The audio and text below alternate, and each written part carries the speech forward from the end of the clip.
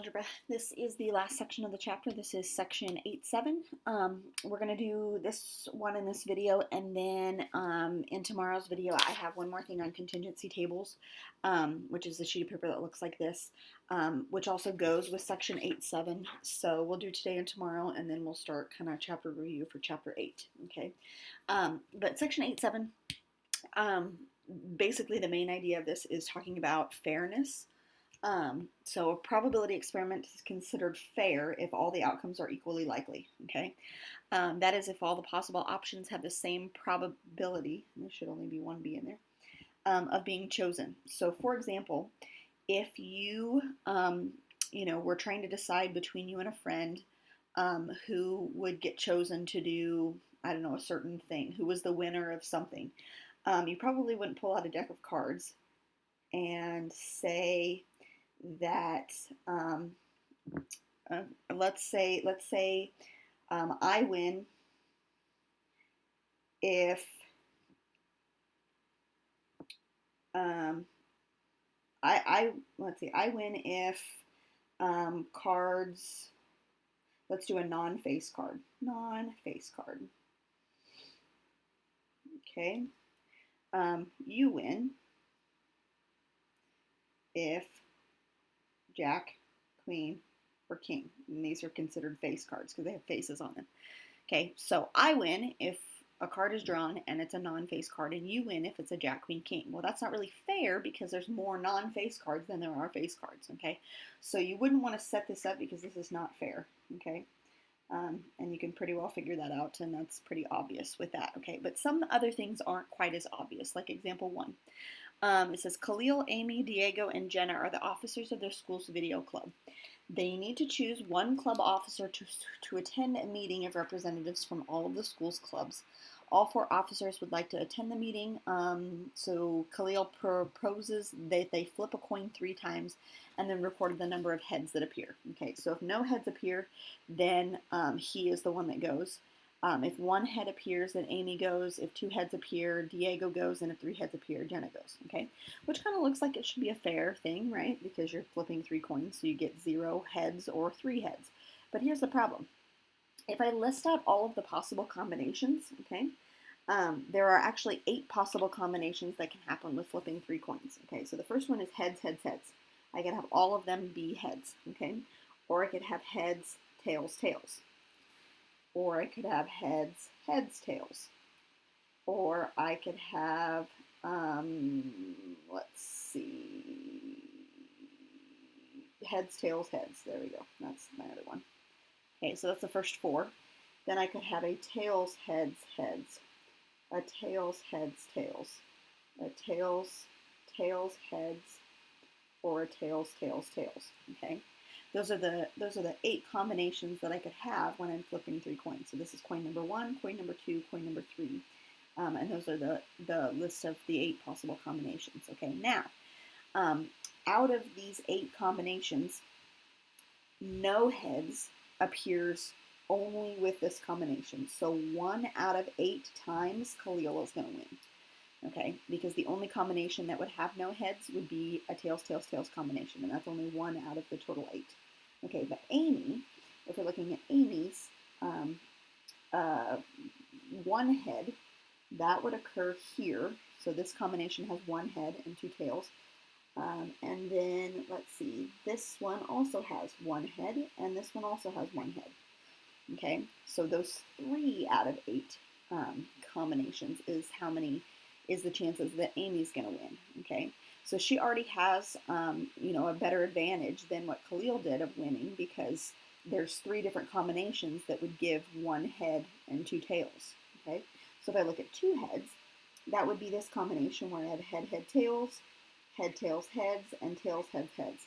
So that's another 3 out of 8, okay? So Diego and Amy have an equal likelihood of winning, like they have an equal chance, but Diego is going to win more often than Khalil, typically, because he has a 3 out of 8 chance of winning versus Khalil only has 1 out of 8, okay? And then Jenna's chances of winning, the only time she's going to win is she gets 3 heads, and that's only going to happen 1 out of 8 times, okay? So does Khalil's method result in a fair decision? Why or why not? No. Chances of one head or two heads is more likely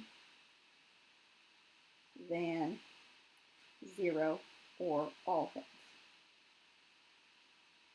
Okay, so because these two have a higher likelihood of winning, Amy and Diego have a higher likelihood of being chosen. Jenna and Cleo are going to be chosen only one out of every 8 coin flips, or every 8 times doing this. Okay, is it possible to flip a coin 3 times to make a fair decision in this situation? Okay, so we have 4 people, and we're trying to figure out how we would flip a coin 3 times in order for this to work. Well, this happens all the time. Let's say we're doing a bracket. Okay, right? So what we would do is we would have Khalil and Amy versus each other. We would flip a coin once, and that would determine the winner. Okay, so the winner would go here. Okay, and then we would have Diego and Jenna go up against each other. That would be my second coin flip. That winner would go here, and then those two would face off for the third coin flip, and then we would have an overall final winner. Okay, that's still only involving flipping 3 coins, but every single person has an equal chance of getting to this spot. Okay, so that would be a better decision than trying to do what they were doing up here. Okay, all right, so let's go down to the next question here. Example 2. It says the owner of a candle making business wants to choose among 3 suppliers of wax. All 3 suppliers offer the same wax at the same price. So we have wax A, we have wax B, and wax C. And all other things aside, they are equal companies, charging the same amount, same quality, everything is good. So we have to decide which one we're going to go with. Okay. The owner says that he has a random number app on her phone that chooses a random whole number from 1 to 1,000. Okay. So basically, I have this app on my phone that I hit a button and it will randomly choose a number from 1 to 1,000. Okay. So how can I use that and hit the button once and it make the decision for me whether I'm going to go with A, B, or C? So I have to designate the numbers 1 through 1,000 and figure out how I'm going to separate them out. Okay. So the problem is 1,000 doesn't evenly divide by 3. It's like 333.3 repeating if I divide that by 3. 333.3 repeating. So it doesn't divide by 3 evenly. So what I can do is I can say, okay, let's say if my number generator generates a number from 1 to 333, okay, I'm going to go with company A. If it generates from 333 to, or 334 to 666, okay, then I'm going to go with company B, and 667 to 999, if it generates one of those one of those numbers in there, I'm going to go with company C. Okay. Now, if I get 1,000 exactly, let's say I hit my random number generator and I hit 1,000 exactly, what are we going to do then? Okay.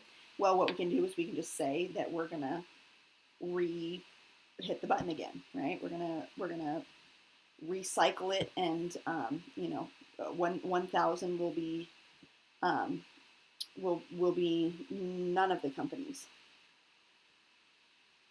and I will redo.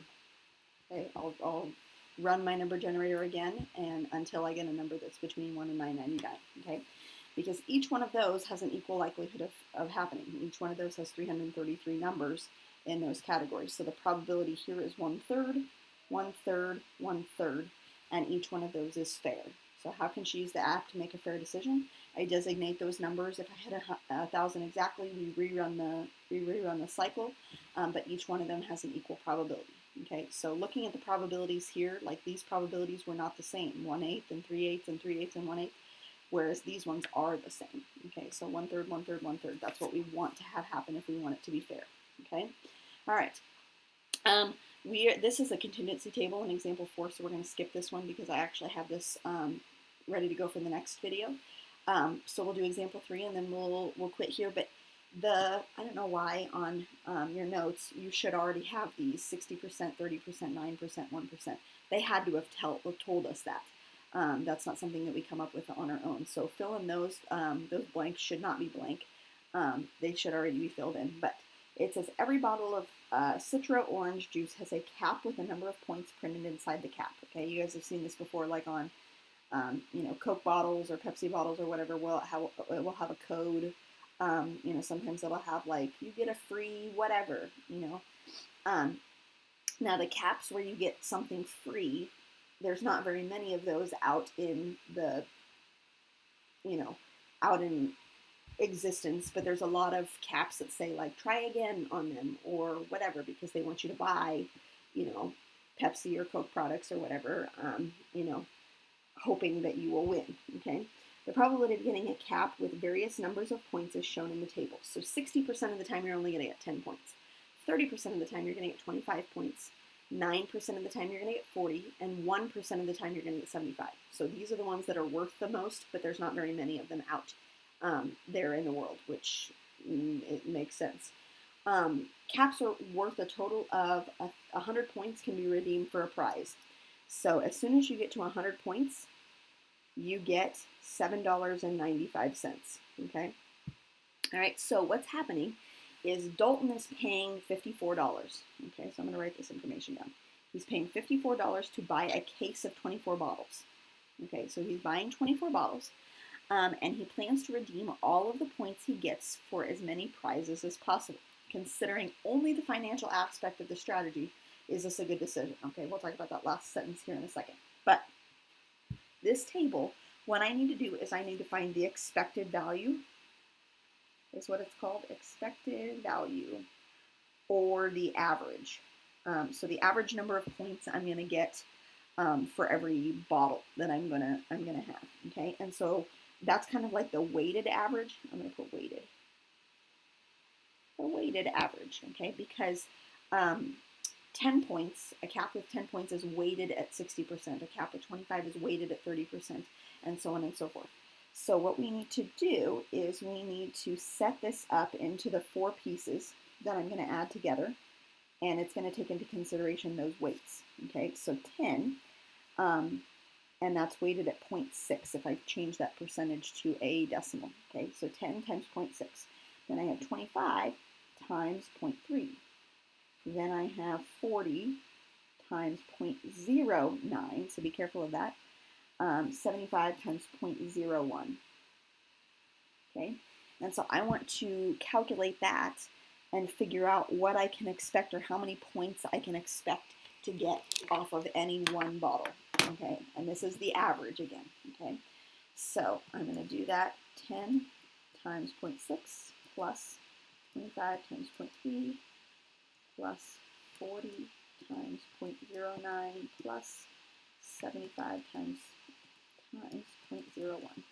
Okay, and I can expect to get on average, if I buy a whole bunch of bottles and then average out the number of points, I can expect the average per bottle to be about 17.85 points. Okay, now he is buying 24 of them.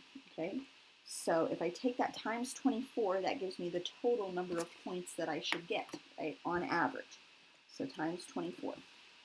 So I can expect that those 24 bottles that I get is going to give me about 428 points. Okay? All right, so here's the deal. What is 428.4 points worth? Okay, well, I have to get to 100 points in order to cash it out for $7.95. Okay, so how many $7.95 am I going to be able to get, right, out of 428 points? Well, that's 4 100-point values and then like 28 points, but I can't do anything with a partial number of points. So I can just do this 4 times, right? Okay, so how much money is that going to give me? If I get $7.95 each time and I'm cashing that in 4 times, okay, let's figure out how much money I'm going to get. $7.95 times 4. Okay, $31.80 is what I'm going to get total. Okay, $31.80. This is my final amount that I'm going to get when I cash that average amount of points out. Okay, $31.80. Now, the amount that I paid for them is $54, right? So I paid $54 for the bottles. and I can expect to get about $32 back out, okay? So is this worth it? Is it worth it to get $32 back when I paid $54?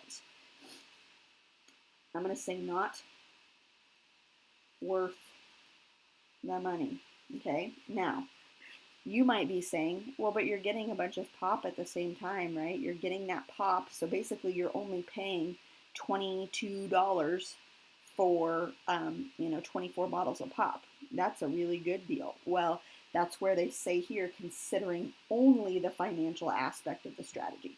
So we're only buying this pop hoping that we're going to make money, okay? So basically this pop is like sitting in the corner. I'm not even going to drink it because it's some disgusting pop, and I'm only buying this pop in hopes that I'm going to make money off of it, okay? Well, you're not on average going to make money off of it because something that you spend $54 doing is only going to return you about $32. So it is not worth the money. Just looking at the financial aspect, it is not worth it, okay? So we had to calculate the expected value or the weighted average for each one of those to figure out what, to figure the 1784 or 1785. That will be the average number of points that you get for any one like bottle or any one lid that you get, okay? So a little bit confusing, a lot of work going on in there, but hopefully that was easy to kind of keep track of and it makes sense, okay? We will do this example for this exact example is on your contingency table sheet, so we'll do that in the next video, okay?